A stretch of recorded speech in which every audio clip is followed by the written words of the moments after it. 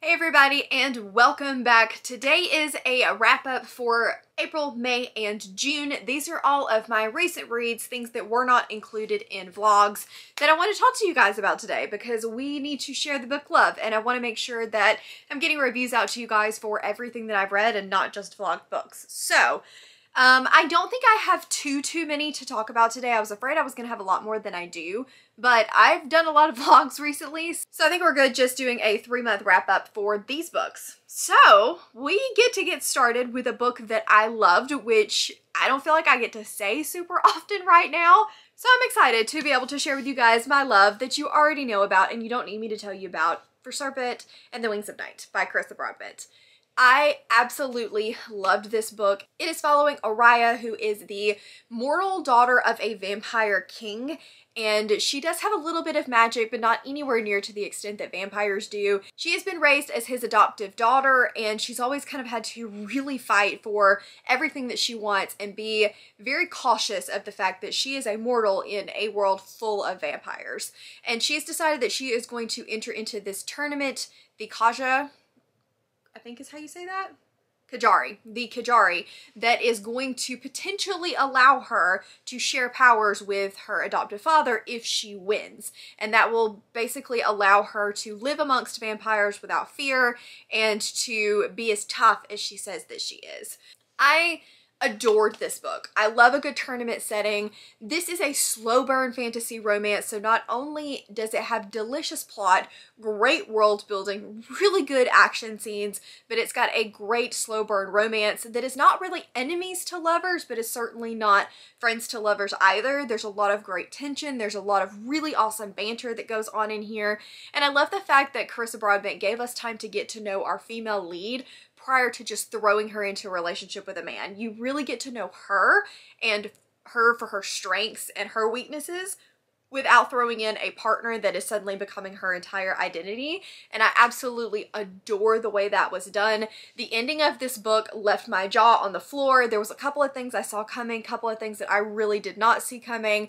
I love how she handles really complex relationships. This is not one of those books that shies away from difficult discussions or difficult relationships and makes everything one note. Her romance is complicated, but there's also some great complicated relationships between friends and fathers, and I just thought that it was extremely well done. If you are an ACOTAR fan, I feel like everybody has mentioned this over and over again, but Serpent and the Wings of Night you absolutely need to read. Ashes of the Star-Cursed King was the sequel to this, and honestly, it was just as good as this one was. So in the same breath, I also get to mention the novella to this series, and that is Scorch Roses. This one follows a different set of characters than Serpent and Ashes of the Star-Cursed King do. This one follows Lilith and Vale, and I really liked the world building that she did in this one. It's set kind of away from where our other story is set, even though it's in the same world. It's like a different country or different nation, and there are humans here that are slowly dying and turning to dust, and Lilith is determined to find a cure for this because her sister is suffering as well. And she realizes that the only thing that she hasn't tried yet is the blood of a vampire, and so she goes to the only vampire that there is around, Vale. I liked this one a lot. I think that Carissa has beautiful writing. I think that she does great world building and great relationships. For me in this one, I just felt like the relationship was built a little too quickly and there was not as much banter and slow burn and really getting to know them as there was in Serpent and the Wings of Night, but I still loved the plot. I still loved the world building that was done in here. So this was a high 3-star for me. I had a great time with it. I just think coming off the high of Serpent and the Wings of Night straight into this one left me a little disappointed.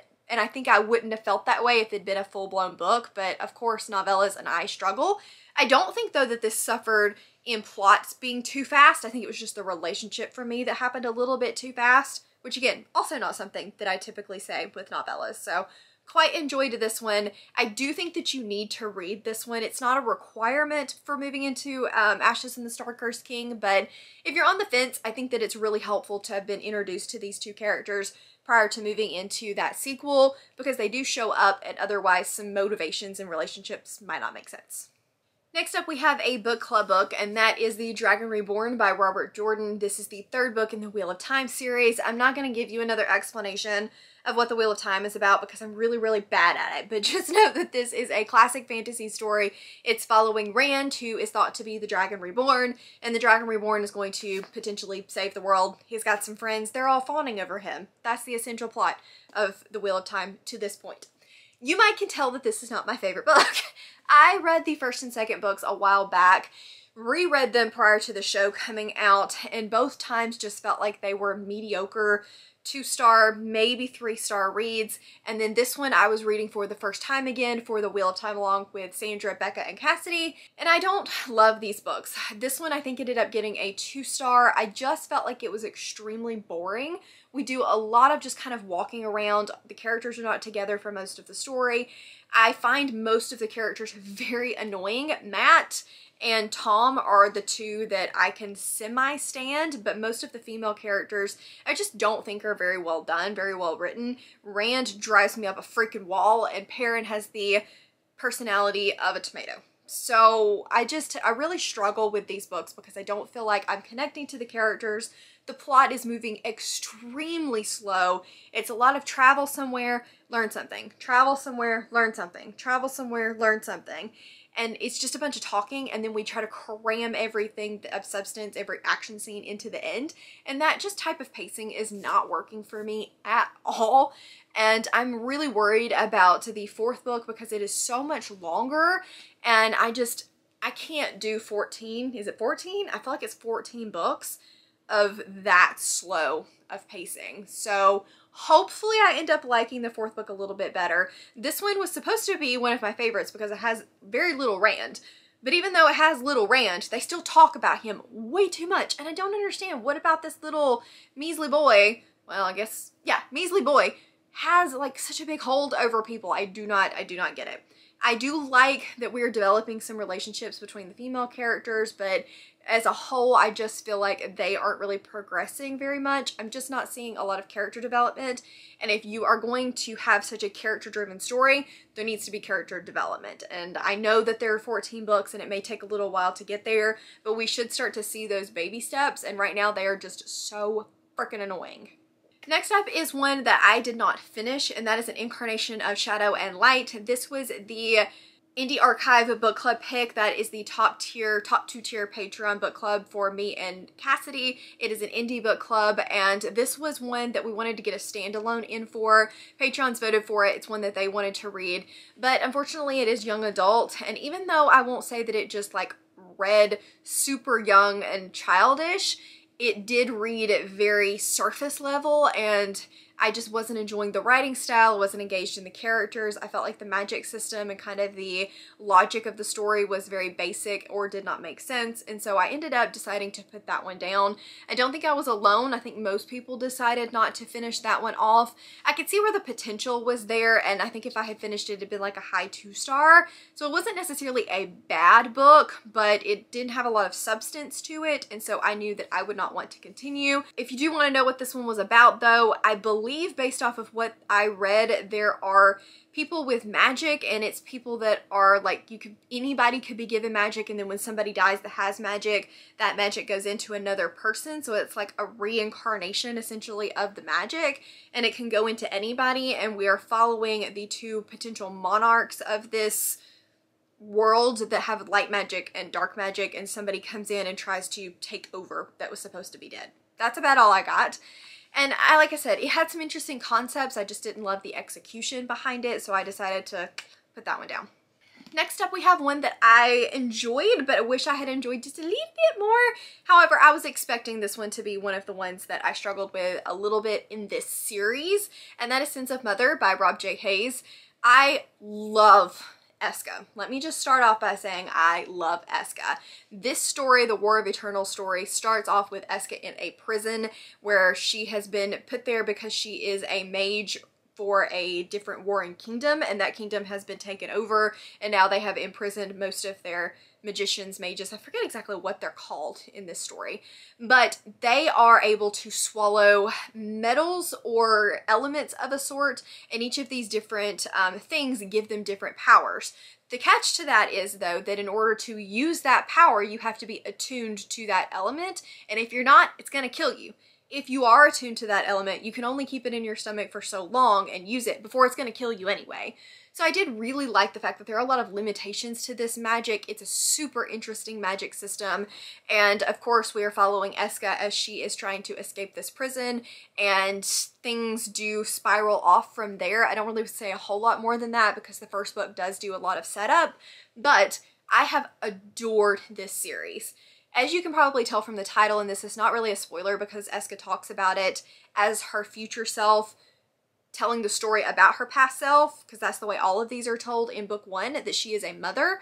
And this story focuses a lot on Eska as a mother. We are missing one of the characters that we had in the previous books that I loved so much, and this jumps forward like 15 or 20 years, maybe even more than that. And so we did lose a lot of the found family aspects that we had in the first book, and there's a focus shift. So a lot of the characters that we knew that were together, the band, they're not there anymore because, again, this is a in the future kind of companion-ish series to the first 3 books.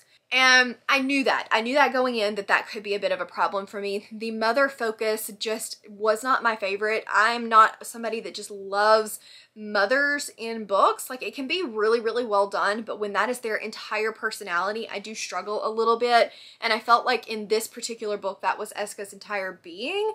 And unfortunately, it just did not feel like Eska was still Eska, but a lot of the things that she was saying and feeling did feel very motherhood, not necessarily the Eska that I knew in the previous books. And that's on me for feeling that way, because I think that was very intentional and there's nothing wrong with that. But I just personally could not connect with Eska, or did not see her personality come out as much in this book as I did the previous 3 books. This one does end on a particular note that I think will shift the focus back a little bit, or at least the tone back a little bit to the way that it was in the previous 3. So I'm still very excited to finish off the series and read book 5. It's still a really high 4-star prediction, 5-star prediction for me. I think I'm going to love it for sure. But this particular one, I think it got a very high 3-star for me. I was bored for a good chunk of the first half. The plot did pick up, but it just felt like it was not an entirely necessary book. It felt like the whole thing was leading up to this one accumulation at the end that happened within 50 pages. So I liked it. I still like the writing style. I still love Eska, but I did have a little bit of a harder time with this one as a whole. And then last but not least, we have Proven Guilty by Jim Butcher. This is the 7th, 8th book in the Dresden Files series, and this is a very Monster of the Week type series. We are still in a Monster of the Week type plot. This particular one is following Dresden as he is trying to save the daughter of one of his best friends, and it opens with the council punishing a child that has done dark magic, because dark magic is forbidden, and Dresden spirals trying to figure out all of this stuff and who's doing things and what's going on. The typical formula for a Dresden book, and I still liked it. I mean, these are fun, these are fine. I think that one was probably a high 2-star because honestly I was pretty bored throughout most of it, and I felt like it really didn't have a point. Even the Monster of the Week type aspect that I did quite enjoy in the first books in the series just felt a little bit flat in this one. It felt like he was just kind of running around talking the whole time and not really a whole lot was going on. And then when we got to the end, it was just like, bam, action. And I just didn't really get any nuance from it, which again, I guess nuance is not really what I'm looking for from these books, but I don't know, something about this one just really did not work for me as a whole. There were some logic issues that I had. I felt like the male gaze was a lot worse in this one than usual. That is very typical Dresden, and I've gotten used to it, and I wouldn't say that it necessarily bothers me in the way that it diminishes my reading experience, but it is noticeable. So if that's something that really bothers you, don't read Dresden. I just noticed it more in this one because of a particular scenario that was going on. I would love to think that that's not Jim Butcher's like way of viewing women, because I didn't notice that at all in Codex Alera, but it's very obvious in Dresden. And I don't really understand why he made that part of Dresden's personality. And if he did make it part of Dresden's personality, why at 7 or 8 books in are we not having some character development and evolving through that part? So from that point, it bugs me, just because I feel like we should be getting some development. He's meeting a lot of women, a lot of really strong, powerful women, and I'm just like, okay, but when is he gonna learn? Because that's the whole point, right? Is to see character growth and character development. I don't know. I'm ranting and digressing at this point, but that wraps up, I think, all of the books that I wanted to tell you guys about for April, May, and June. I do like to do these at least every 3 months. I'm trying to decide if I want to bring back monthly wrap-ups or not.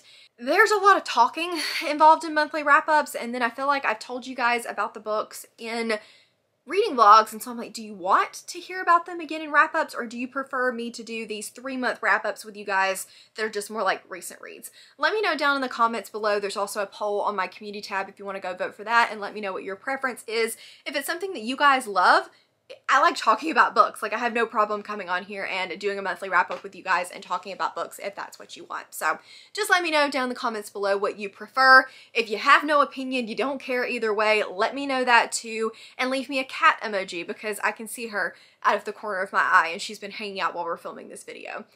Once again, thank you guys so much for watching and hanging out with me for this video. Links to my Patreon, Instagram, Twitter, and Goodreads are all linked down below. Please give this video a big thumbs up if you liked it and subscribe if you wanna, and I will see you guys in the next one. Bye.